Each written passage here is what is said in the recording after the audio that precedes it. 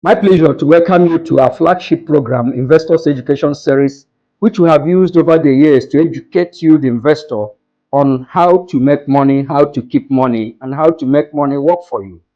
Today, we have the pleasure to serialize one important book, just like we have done before. This book is out there on the street. This book is what you can get on the net. It's readily available for you. This book was written in 1997 by Robert Kiyosaki. You will know the book now, even though he wrote many books. This one is called Rich Dad, Poor Dad. If you want to get into personal finance knowledge, this is a Bible, so to say. This is a book of reference, and I would like you to read it. But let me tell you, for those of you that have not been very good at reading, let me try to give you the key points so that I will get you interested. Even if I don't get you interested, you can learn a few things from it. And I captioned it 10 benefits, 10 key benefits, 10 lessons, if you like, from Rich Dad, Poor Dad, Robert Kiyosaki's book. Now, as a preamble, take it this way. A lot of people work really hard, but at the end of the month, at the end of an accounting period, they are not able to make ends meet. They may earn fat salaries, but still they are in debt, in what is called rat race for money. And people keep going every now and then, but little wonder, they don't even know what's going on with them. The reason is very simple: lack of financial intelligence, lack of financial education. If you lack it, no matter how much is given to you, no matter how much you earn as a salary, you will be in that rat race perpetually. So I'm going to give you 10 reasons, 10 points, 10 lessons from that book, Rich Dad, Poor Dad. Now, the truth is that if you do not read this book and you do not have the knowledge, I pity you because you may not be able to make ends meet. Number one lesson from that important book: the rich make money work for them, while the poor work for money. I turn it the other way. The poor work for money, while the rich make money work for them. You could be poor now, but if you have a proper mindset to make money work for you, you will soon become rich. Even if you are rich by inheritance and you do not want to make money work for you, you will become poor. So it's, to me, the key to every successful person. What am I saying? If you have the mindset of an employee, you never thought of being an entrepreneur, I'm afraid you may not make it. Let me put fears into you if you like. I don't care how much you earn as salary every month. You are not a millionaire. The reason is simple. You cannot be a millionaire earning salary. No. Robert Kiyosaki explains this point to us very clearly. So you must make money work for you. Either you're placing your money to make it work for you, or you're investing your money, you must make it work for you. Number two is financial education is your greatest asset, not the cash you carry, not the house you carry, not the investments in bonds, definitely not investment in shares. If you lack financial education, you have lost everything. It's your greatest asset as far as investment is concerned is that financial education. And when you lack it, you lack everything. The number three lesson to learn from there is know the difference between assets and liabilities. I would like to illustrate it with my own personal experience. Many years ago, precisely in 2009, I drew two checks. One check for 7.5 million naira Nigerian money at that time, which is big money now if you convert it to dollar at that time. And the two checks, each of them exactly the same amount. I bought a brand new car, brand new vehicle, personal for myself, 7.5 million, and then used 7.5 million to buy a property. That property, as I speak to you, is worth about 70 million naira now. But that vehicle I'm talking to you, if I give it to you for 1.5 million, you may not take it. So what's the difference? Many people think that car is an asset. But car is not an asset. You have seen. The simple rule, according to Rich Dad Poor Dad, is that anything that does not appreciate over time is not an asset. That's a simple rule about assets. Don't worry about accounting. Don't worry about what you see in the columns of account. Cars will come under the column of assets. But we are talking serious business now. It's not about cars. Number 4, that book says we should not be controlled by emotion. Every successful businessman I know, every wealth creator I know are not led by emotion. They can deal on anything so long that it brings money. That's number 4. Do not be controlled by emotion. Some years ago, I will not forget this. The richest man in Africa, Dangote, used to have interest, or rather owned, Liberty Merchant Bank. And one day we discovered he had sold it, and we said, and he sold it at a time that central bank was not giving licenses. And I thought, this man, have you gone bananas? When everybody is looking for it, you sold your own. But that is not to have sentiment. Somebody must have offered him a price that he knew very well that it wasn't even worth it. He sold it without blinking an eye. Told my wife, you see this place where we are living, you have showed me that you love it and you like the space we occupy. But let me tell you, if anybody wakes up any day and tells me he needs this property or else he will die, I tell him, don't die. I give it to you. But I'll name my price. So there's no emotion, there's no sentiment as far as investment is concerned. Number 5, work to acquire life skills. Work to acquire life skills, not money. Oh, this is important. You will say, don't we work for money? Yes. If you are employed, you will earn your money. But please look into what your company is doing. Acquire skills from there.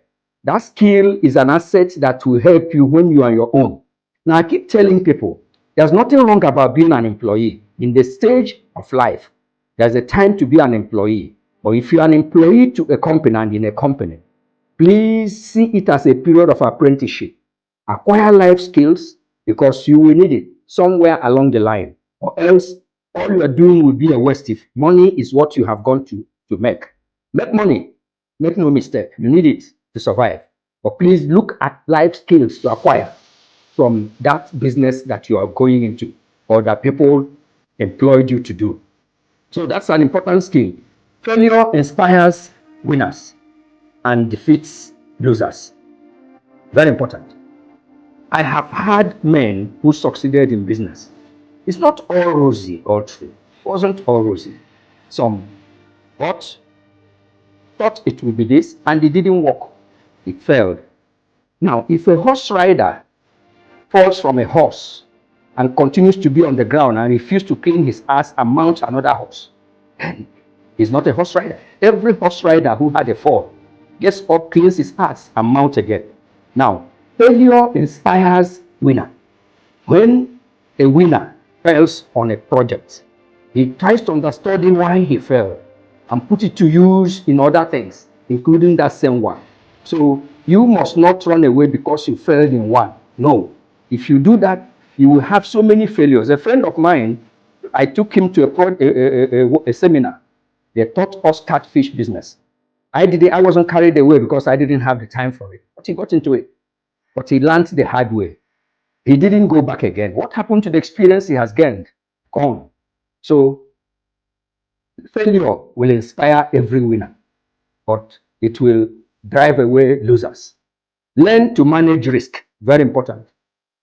Every business has its risk, but your knowledge of how to manage that risk will keep you in the business or otherwise.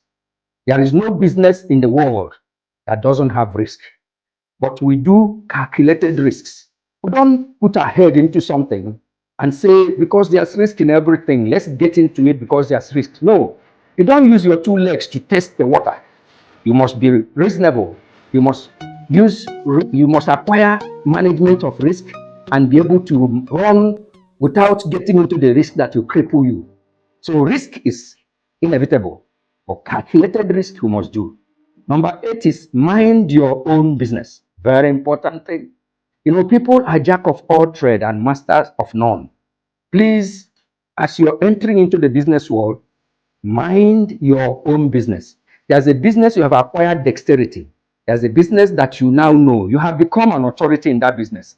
Please exploit that business to the fullest. That does not mean there will be no multiple streams of income. No. Even if you're doing multiple streams of income, as we have always taught you, do along similar lines first. And then study the field before you get into it. So don't be jack of all trades. Mind your own business. Find a reason. Find a reason. Now, most people who chicken out of a business, chicken out because they have no reason. They don't have a thing to hold on to as why they are going into. Why are you going into this business? Are you going into it to be like Jones? Are you going into to be like others that have a... Did you get into the business because you saw somebody succeeding? And you say, oh, this is where the business is now. And I have had people, I have seen people do similar things. But please have a reason to get into a business. Number 10, pay yourself first. What did I say? Pay yourself first. You have paid the dry cleaner. You have paid the grocery shop man. You have paid the bread seller. You have paid the man who sells shoe to you.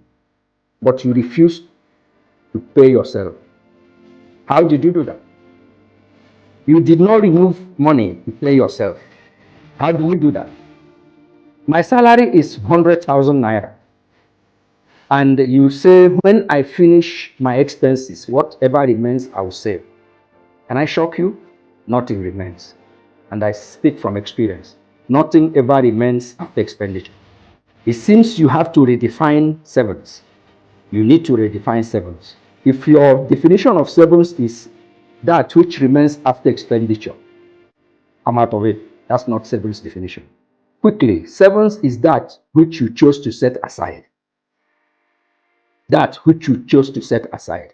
Now, in summary, Robert Kiyosaki did a great work concerning Rich Dad Poor Dad. Let me give you a catchphrase. If you didn't get any other thing from all I have said, get this one. What is wrong with salary is that it is a short-term solution for a long-term problem. That was a quote by Robert Kiyosaki. He said the major thing wrong with salary, earning salary, being a salaried person, is that it is a short-term solution to a long-term problem. That's why you earn. Now, somebody asked me this question, and I'll close with it. In my many teachings about investments, one young man raised up his hand at the end and said, Oga, I have a question. I said, yes, go ahead with your question. He says, how can I save? You are talking about investment. I said, yes. He said, you're talking about savings. I said, yes. He said, how can I save when my take home doesn't take me home? I repeat it. How can I save when my take home doesn't take me home? That is the cry of every salaried person. Their take home will never take them home. Because at the end of the month, you just look as if somebody has stolen your money. Did I speak to you? Yes, I know I'm speaking to you. You are experiencing it right now. Somebody didn't take your money. Nobody stole your money. You could even accuse your wife if you're married. But the truth is, salary earning is a short-term solution for a long-term problem. The moment you come out of it and out of that mindset, you are home and dry. Thank you very much. We will still give you another serial, another opportunity as you come our way next time to take another book of interest. But please read this book, practice what you see in it, and you will not remain the same again. Thank you. God bless you. In your face, all over the place. Broad Street Radio, your number one business radio.